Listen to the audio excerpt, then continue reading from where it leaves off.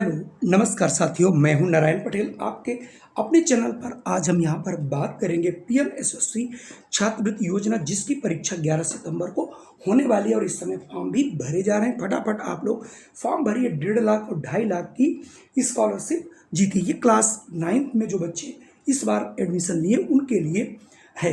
इसमें हम एनसीईआरटी का एक चैप्टर लेंगे जो साइंस के 20 प्रश्न पूछे जाते हैं। इस चैप्टर से एक प्रश्न आना अनिवार्य है।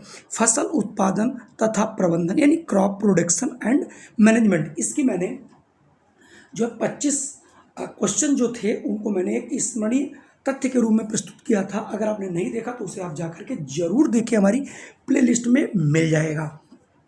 यहाँ पर हम 50 प्रश्न लेंगे। फटाफट आपको इनके आंसर बताते चलेंगे और आप चूँकि ज़्यादा समय न लगे, आपको प्रश्न अधिक से अधिक मिल सकें, तो चलिए आज का ये वीडियो शुरू कर लेते हैं। सबसे पहला प्रश्न है विज्ञान की वह शाखा जो पालतू जानवरों के प्रजनन, पोषण तथा पालन से संबंधित है। पशु पालन विज्ञान, प्रजनन विज्ञान, सस्य विज्ञान या फिर इनमें से कोई नहीं। तो अगर आपको इसका आंसर ए लगाया तो आपका सवाल बिल्कुल सही है। यूरिया क्या है? यूरिया उर्वरक है, कंपोस्ट है, खाद है, इनमें से कोई नहीं। तो यूरिया एक उर्वरक है। ऑप्शन ए सही होगा। मृदा को किससे विरचन आवश्यक है? जुताई से, सिंचाई से, जुताई से, समतलीकरण से, ये सभी। तो इसके लिए सभी है मृदा का विसरण करने के लिए। अगला प्रश्न है कार्बनिक मूल्य जो पादप तथा जंतु वर्ज्यों से प्राप्त होते कहलाता है। कार्बनिक खाद, उर्वरक, कीटनाशक या फिर कीटकनाशक। तो यहाँ से अगर आपने ऑप्शन ए चुना है तो आपका ऑप्शन बिल्कुल सही है। 5वां प्रश्न, एकांतर क्रम से अन्य फसल उगाना क्या कहलाता है? यानी क्या कहलाता है ये, इसके बारे में आपको बताना है।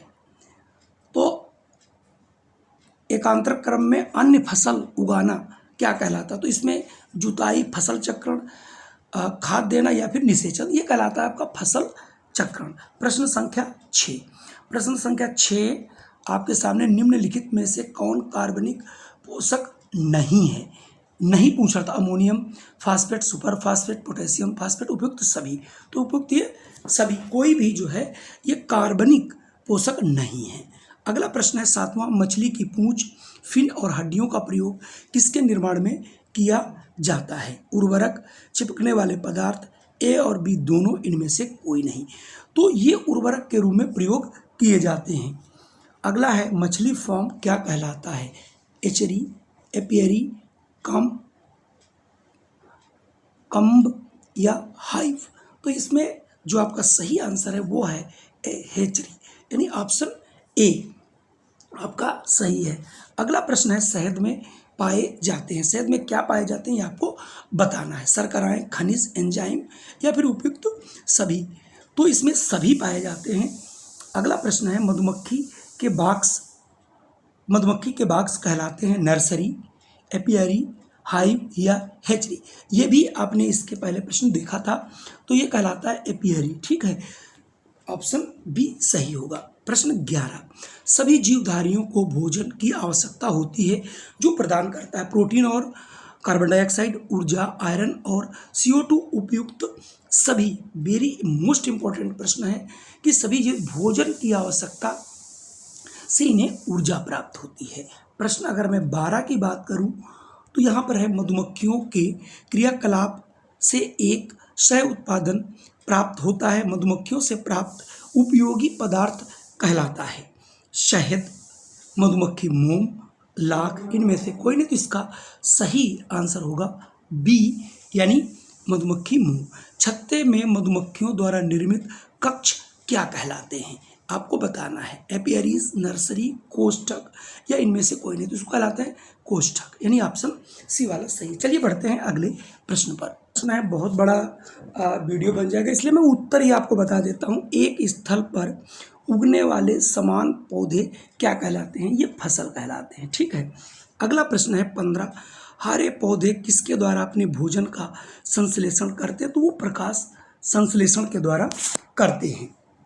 अगला है जीवधारी निम्न शरीर कार्य के लिए भोजन और ऊर्जा का प्रयोग करते हैं, ये आपको बताना। तो ये उपयुक्त सभी, यानी पाचन, श्वसन और उत्सर्जन। जुताई को कहा जाता है, यानी जुताई को हम लोग कहते क्या, उसको कहते हैं टेलिंग, यानी तो यहाँ से ऑप्शन ए वाला बिल्कुल सही होगा। अगर हम बात करें 18 की, फसल से हमें प्राप्त होता है, तो फसल से हमें क्या, खाद्यान्न, फल, सब्जी, तो हमें सब कुछ इससे मिलता है, तो उपयुक्त सभी यहाँ पर आंसर होना चाहिए। 19वां, निम्नलिखित में से कौन सी रबी फसल है। मैं पढ़ा भी चुका हूँ आपको, और इसका आंसर आप बहुत आसानी से जानते हो कि जो गेहूँ है ये हमारा रबी फसल का मुख्य खाद्यान्न है। अगला है 20वां, कृषि में प्रयुक्त यंत्र कहलाते हैं खरपतवार, बीज, हल या कृषि यंत्र, तो इसको कहलाते हैं कृषि यंत्र। अब बात करता हूँ मैं 21वें प्रश्न की, मृदा किसके माध्यम का कार्य करती है, तो ये करती है आपका बीज अंकुरण और फसल वृद्धि से।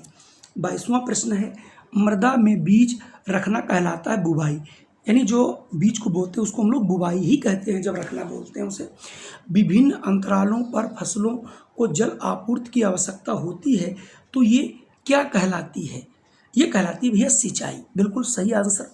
अगला अगर हम बात करें 24वां प्रश्न, फसल के खेतों को जल आपूर्ति क्या कहलाती है, यानी जल आपूर्ति की जाती कहाँ से की जाती है, इसके बारे में सभी को बताना है कि वो चाहे नालियों से हो, कुओं से हो या फिर वर्षा से, इन सभी से की जाती है।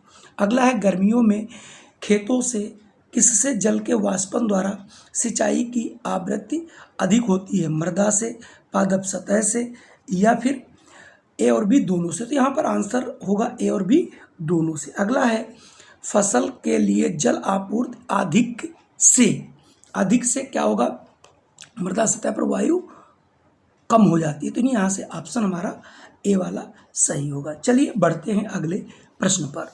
अगला है, जंतुओं से प्राप्त भोजन में किसकी अधिकता होती है। अगर हम जंतु से जो भोजन प्राप्त करते हैं उसमें प्रोटीन की अधिकता होती है, प्रोटीन चाहे आप दाल खाएं या फिर जंतुओं का मांस खाएं। अगला है 28वां, खेतों में उर्वरक मिलाने का क्रम जिससे मृदा में पोषकों की मात्रा बढ़ जाती है तथा फसल को लाभ होता है, ये क्या कहलाता है, ये कहलाता है खाद देना। अगला है, फसल के पौधों के अतिरिक्त अन्य पौधे क्या कहलाते हैं, तो जो अन्य पौधे उगाते हैं जो हमारे लिए आवश्यक नहीं होते उन्हें हम लोग खरपतवार के नाम से जानते हैं, जिन्हें हमें निराई के द्वारा निकाला भी जाता है। खेतों से खरपतवारों का निष्कासन क्या कहलाता है, तो यानी जो उसको बोलते हैं बीडिंग, यानी बीडिंग जो होता है इससे हमें खरपतवारों को निकालते हैं जिससे हम निराई बोलते हैं। निम्नलिखित में से कौन सामान्य पीड़क है, तो यहाँ पर सामान्य उपयुक्त सभी, चाहे कीट हो, चूहा हो, चिड़िया हो, ये सभी पौधों के लिए नुकसान पहुँचाते हैं। चलिए आगे की बात करते हैं, खाद्यान्न की कुल प्राप्ति कहलाती है, यानी जो प्रश्न हमारा है बढ़िया समझिएगा, ग्रेनरी, तो इस कहलाती फसल उत्पादन।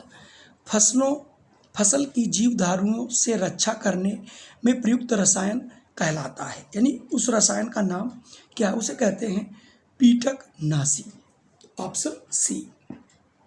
परिपक्वन के पश्चात फसल निष्कासन क्या कहलाता है, जो फसल निष्कासन होता है उसको हम लोग कटाई बोलते हैं, ठीक है, परिपक्व होने के बाद की बात कर रहा है। अगला प्रश्न है, निम्नलिखित में से खाद्यान्न नहीं है, मैंने पहले भी बताया था ऐसा प्रश्न जरूर आता है, तो खाद्यान्न में अगर देखा जाए तो मटर नहीं आती है, दाल के रूप में प्रयोग किया जाता है, प्रोटीन के लिए कार्य करती है। 36, निम्नलिखित में से कौन सी फसल नाइट्रोजन से परिपूर्ण है, तो इसमें भी बताया था, जिसमें जो दालें हैं जितनी भी, इनकी जो नीचे की जड़ होती है इसमें नाइट्रोजन एकत्र हो जाता है, गांठ बन जाती है, इसलिए फसल चक्र में एक बार जो है इस प्रकार की फसलों को बोना आवश्यक होता है। ऐसे प्रश्न कई बार पूछेंगे। निम्नलिखित में से खरीफ फसल नहीं है, यानी वो रबी खरीफ फसल नहीं हो, इसका मतलब वो रबी की होगी जो रबी के समय बोई जाती है। सरसों कभी भी आपका धान के साथ नहीं बोया जाता। निम्नलिखित में से किस पौधरोपण द्वारा नहीं किया जाता, यानी पौधरोपण के द्वारा नहीं किया जाता बल्कि उसे बोया जाता। मटर की बेड़ आप नहीं लगा सकते, ठीक है। अगला प्रश्न, निम्नलिखित में से कौन सा रबी फसल नहीं, यानी ऐसी कौन सी फसल है जिसको हम रबी के साथ नहीं बोते, तो सोयाबीन कभी भी रबी के साथ नहीं बोया जाता। मटर है, सरसों है, अलसी है, ये सब चना है, ये सब रबी फसल कहलाती हैं। चलिए बढ़ते हैं अगले प्रश्न। अगला प्रश्न है टमाटर को उगाने की विधि क्या है। तो उसको टमाटर जो है वो पौधरोपण से होता है, इसकी बेड़ लगाई जाती है, देहात के बच्चे सभी जानते हैं। निम्नलिखित में से कौन रासायनिक उर्वरकों द्वारा मृदा को प्राप्त नहीं हो सकता, तो वो आपका ह्यूमरस। ठीक है। अगला है मटर के पौधों की जड़ों की ग्रंथियों में उपस्थित जीवाणु वायुमंडल से निम्नलिखित में से किसका स्थिरीकरण करते हैं, यानी कौन सी चीज एकत्र करते हैं, तो वो करते हैं नाइट्रोजन। याद रखना, बहुत इंपॉर्टेंट ये प्रश्न है। अगला है मुर्गी पालन से प्राप्त होता है, यानी मुर्गी पालन से हमें क्या मिलता है। मुर्गी पालन से दो चीज़ें मिलती हैं हमें, अंडा और शहद। तो यानी यहाँ से हमें ऑप्शन सी वाला सही होगा, शहद तो हमें मधुमक्खियों से मिलता है। अगला है कटी फसल को पीट कर दानों से निकालना क्या कहलाता है। ये मैं पहले भी आपको बता चुका हूँ, इसको कहते हैं थ्रेसिंग।